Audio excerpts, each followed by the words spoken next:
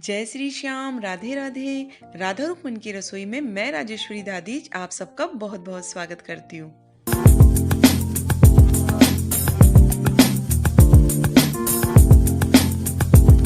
तो देखिए, आज मैं फिर से आपको एक फलाहारी रेसिपी बताऊंगी जो बहुत ही एनर्जेटिक है। इसको खाएंगे तो आपको बहुत ही एनर्जी मिलेगी व्रत में। तो देखिए, इसके लिए मैंने यहाँ पर ये सारी सामग्री ले ली है। तो सबसे पहले तो मैं आपको बता दूं कि मैंने ये साबूदाने लिए हैं। ये थोड़े से मोटे साइज के साबूदाने आते हैं। ये देखिए, 3 तरह के साबूदाने आते हैं। एक बिल्कुल बारीक आते हैं, एक मीडियम आते हैं इस तरीके से जिससे हम खिचड़ी वगैरह बना के तैयार करते हैं, और एक आते हैं ये मोटे वाले। तो मुझे तो मेरे ये लोकल मार्केट में ही मिल गए, मैंने वहीं से परचेज किए। आप चाहें तो इनको ऑनलाइन भी मंगा सकते हैं, या फिर आप मार्केट में देखेंगे तो आपको ये आराम से मिल जाएंगे। फिर देखिए, मैंने यहाँ पर ये ताल मखाने ले लिए, और यहाँ पर जो सामग्री है उसका कोई भी इशू नहीं है। आप कोई भी चीज़ कम या ज़्यादा कर सकते हैं, इसलिए मैं आपको इसका रेशो नहीं बता रही हूँ कोई भी। ये मैंने बादाम ले लिए हैं यहाँ पर। इनको मैंने 2 टुकड़ों में इस तरह से कट कर लिया है। सभी सामग्री को आप कम ज़्यादा कर सकते हैं अपने हिसाब से। ये एक गट ले लिया था मैंने, आधा गट, जिसको खोपरा भी बोलते हैं। इसको मैंने बारीक बारीक इस तरह से कट कर लिया है। ये काजू ले लिए, इनको भी 2 टुकड़ों में कट कर लिया है मैंने। और ये किशमिश ले लिए। आप चाहें तो यहाँ पर कच्ची मूंगफली भी ले सकते हैं, पर मैं इसमें नहीं डालूंगी, आप चाहें तो डाल सकते हैं। फिर देखिए, मैंने एक कढ़ाई ले ली है। इसमें डाल देते हैं हम शुद्ध घी, थोड़ा सा, बिल्कुल जरा सा डाल रही हूँ, बस 1 चम्मच छोटा वाला। इसको हल्का सा हम पहले गर्म होने देते हैं, और जो हमने ड्राई फ्रूट्स लिए हैं इनको हल्का हल्का हम इसमें रोस्ट कर लेते हैं। आप चाहे तो बिल्कुल ड्राई रोस्ट भी कर सकते हैं, या फिर आप चाहे तो इनको डीप फ्राई भी कर सकते हैं। पर डीप फ्राई करेंगे तो बहुत ही ज़्यादा घी सा हो जाएगा इनमें, इसलिए मैं इनको इस तरह से शैलो फ्राई कर रही हूँ। आप इसी तरह से करेंगे तो अच्छा फ्लेवर आएगा। ड्राई रोस्ट से इतना अच्छा फ्लेवर नहीं आएगा। तो आप इस तरह से इनको हल्का हल्का रोस्ट कर लीजिए, थोड़ा सा घी डाल के बस। तो बादाम तो देखिए हमारे हो चुके हैं।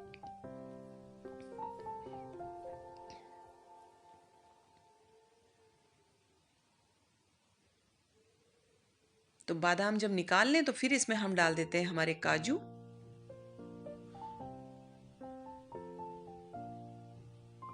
काजू को भी हम हल्का सा चला लेते हैं 2 से 3 मिनट के लिए। तो गैस की फ्लेम का आप ध्यान रखिएगा, बिल्कुल हाई मत रखिएगा इस समय, आप उसको स्लो टू मीडियम रखिएगा, वरना एकदम से ये जल जाएंगे तो अच्छे नहीं लगेंगे बिल्कुल भी। और देखिए, 2-3 मिनट मैंने जब इनको चला लिया ना, तो इसी समय क्या करेंगे, जो हमारी किशमिश है वो इसमें डाल देते हैं। क्या होगा कि जब ये काजू एकदम गर्म है तो इसकी गर्माहट से ये किशमिश भी फूल जाएंगे, वरना आपको थोड़ा सा इसमें घी और डालना पड़ेगा। और आप चाहें तो इस समय थोड़ा सा घी और इसमें डाल सकते हैं, पर ये ऐसे ही काजू के साथ में हिलाएंगे तो 2 से 3 मिनट में किशमिश भी देखिएगा एकदम बढ़िया से फूल कर तैयार हो जाएंगे।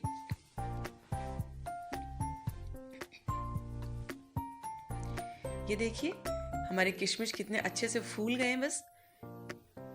तो चलिए इनको भी निकाल लेते हैं। और गैस की फ्लेम को मैंने इस समय बंद कर दिया है, क्योंकि निकालते निकालते हो सकता है ये जलने लगे, तो फिर मैंने गैस को बंद कर दिया एक बार।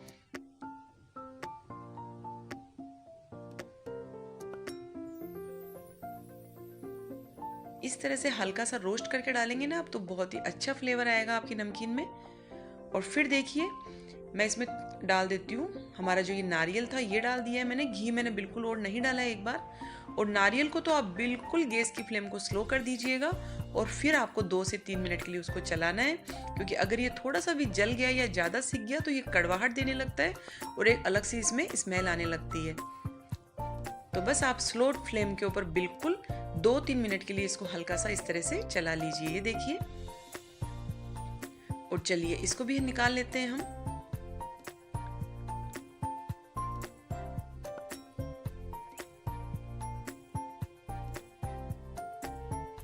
अब मैं इसमें थोड़ा सा घी और डाल देती हूँ एक बार। बिल्कुल भी घी नहीं रहा इसमें, तो थोड़ा सा मैं इसमें घी और डाल रही हूँ, 1 चम्मच बस, ज़्यादा नहीं डाल रही हूँ मैं। और जो हमने ताल मखाने लिए थे ना, उनको भी हम हल्का सा इनमें रोस्ट कर लेते हैं। और आप गैस की फ्लेम को अब बिल्कुल स्लो कर दीजिएगा। ये देखिए, थोड़ा थोड़े ताल मखानों के ऊपर ये छिलका सा लगा हुआ होता है, काला काला सा, जो भी आपको नजर आए थोड़ा बहुत, उसको आप हटा दीजिएगा बिल्कुल। ये आसानी से हट जाता है बिल्कुल।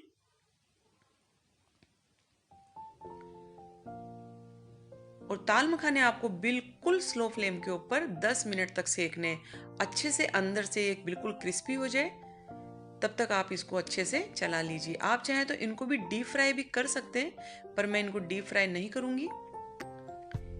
ये देखिए इस तरह से काला काला छिलका होता है, इसको आप पूरा निकाल दीजिए जो भी आपको नजर आए। अब 10-15 मिनट तक इसको आप बिल्कुल स्लो फ्लेम के ऊपर तैयार कर लीजिए। देखिए अभी बिल्कुल भी ये अच्छे से नहीं है बिल्कुल तैयार। जब आप इनको बिल्कुल अच्छे से भून लेंगे ना तो बिल्कुल दबाते ये एकदम से क्रश होने लगेंगे। तो मैंने इनको तैयार कर लिया है 10-15 मिनट तक बिल्कुल स्लो फ्लेम पर। ये देखिए अब ये आराम से हो रहे हैं। 1 सेकंड के लिए मैं इनको और चलाऊंगी थोड़ा सा। अगर आप इनको व्रत में बना रहे हैं तो इसी तरह से कीजिएगा, और व्रत की नमकीन नहीं बना रहे ना तो आप इस समय थोड़ी सी इसमें हल्दी डाल दीजिए, तो कलर भी इसमें बहुत सुंदर आ जाएगा। तो बस हमारे दाल मखाने तो भुन गए, तो मैं इसी गरम कढ़ाई में थोड़ी सी देर इनको छोड़ दूंगी और बिल्कुल बीच बीच में थोड़ा सा इनको चलाती रहूंगी, तो ये और भी अच्छे से तैयार हो जाएंगे। जब जो हमारी कढ़ाई की गर्माहट है इससे और अच्छे से तैयार हो जाएंगे। अब देखिए मैंने यहाँ पर ये ऑयल ले लिया है, थोड़ा सा इसको तेज गरम कर लिया है एकदम। आप जो भी कुकिंग ऑयल खाते हो व्रत के अंदर वो ले लीजिए। आप चाहे तो घी भी ले सकते हैं, पर मैंने यहाँ पर घी नहीं लिया है। और उसको तेज गरम करके फिर जो हमारे साबूदाने थे वो इसमें डाल दीजिए। थोड़े थोड़े से करके डालने हैं आपको, मैंने थोड़ा सा ज़्यादा डाल दिया है, आप ये गलती मत कीजिएगा, थोड़ा कम कम ही डालिएगा। और इसमें एक चटपट की आवाज़ सी आती है, जब तक वो आवाज़ आपको आ रही है तब तक आप इनको अच्छे से कढ़ाई में लगातार चलाते हुए और सेक लीजिए। पहले गैस को बिल्कुल हाई रखिएगा एक बार, और फिर गैस की फ्लेम को आप स्लो टू मीडियम कर दीजिएगा, और फिर इसको लगातार चलाते हुए आप एकदम फ्राई कर लीजिए। और जब बिल्कुल इनकी आवाज़ आना बंद हो जाएगी तो समझ जाइए कि आपके साबूदाने बिल्कुल अच्छे से फ्राई हो चुके हैं अंदर तक बिल्कुल। और फिर इनको निकाल लीजिए। मैं किसी जाली के ऊपर ही निकाल रही हूँ इनको, ताकि जो एक्स्ट्रा ऑयल है वो इनका बिल्कुल निकल जाए। तो अब देखिए मैं बता रही हूँ आपको कि बिल्कुल आप थोड़े थोड़े डालिए इस तरह से। मैंने शुरू में थोड़े ज़्यादा डाल दिए थे, पर मैंने तो उनको कर लिया आराम से तैयार। पर आप थोड़े थोड़े करके डालेंगे ना तो आराम रहेगा आपको बिल्कुल तैयार करने में। अब इसको आप लगातार चलाते रहिए चम्मच से, और जब तक चटपट की इसमें आवाज़ आती रहती है तब तक आप इनको लगातार इसमें सेक लीजिए। और जब बिल्कुल ही अच्छे से पूरे अंदर तक फ्राई हो जाएंगे तो इनमें आवाज़ आना बिल्कुल बंद हो जाएगा।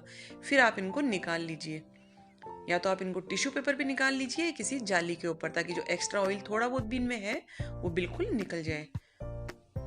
तो देखिए मैंने ये कर लिए थे और अच्छे से इसको जाली पर इस तरह से निकाल दिया, तो एक्स्ट्रा ऑयल थोड़ा बहुत कोई निकला है बूंद बूंद सा। फिर देखिए मैंने ये पूरे फ्राई भी नहीं किए हैं, मेरे वो पूरे 250 ग्राम थे, तो ये 100 ग्राम के लगभग मेरे बच गए, क्योंकि मुझे लगा ये सफिशिएंट है बस बिल्कुल। तो इनको मैं नहीं करूँगी अब चलिए सब चीज़ों को हम मिक्स कर लेते हैं। तो सबसे पहले तो मैंने इसमें मेरे ये साबूदाने डाल दिए, फिर इसमें डाल देते हैं हमारे सारे ड्राई फ्रूट्स। और आप अगर चाहें ना तो मूंगफली भी इसमें डाल सकते हैं। तो जिस समय आपने वो साबूदाने करें उसी समय आप कच्ची मूंगफली थोड़ी सी फ्राई कर लीजिए और वो भी इस नमकीन में डाल दीजिए। और आलू के लच्छे भी डाल सकते हैं, मैंने आलू के लच्छे वाली नमकीन आपको बताई है पहले, तो आप उस तरह से आलू के लच्छे ही बना के तैयार कर लीजिए और फिर वो भी इसमें आप डाल सकते हैं। पर मैं इसमें आलू वगैरह कुछ नहीं डाल रही हूँ।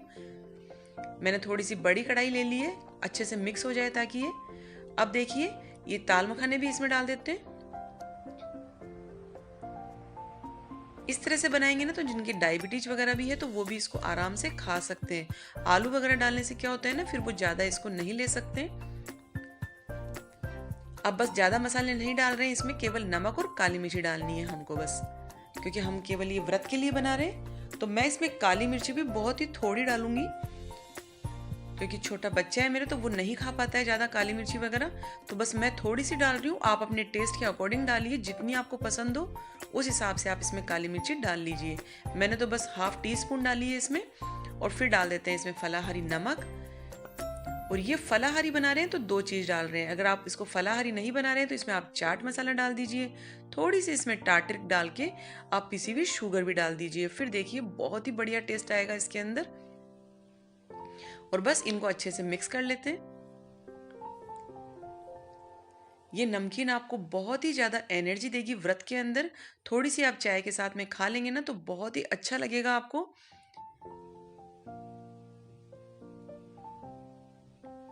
क्योंकि इसमें हमने ड्राई फ्रूट्स वगैरह डाले हैं, ताल मखाने डाले हैं और साबूदाना, और ये सभी चीज़ डायबिटीज में भी खा सकते हैं आप आराम से, कोई दिक्कत नहीं है। और व्रत में खाएंगे तो बहुत ही अच्छी आपको एनर्जी मिलेगी इससे।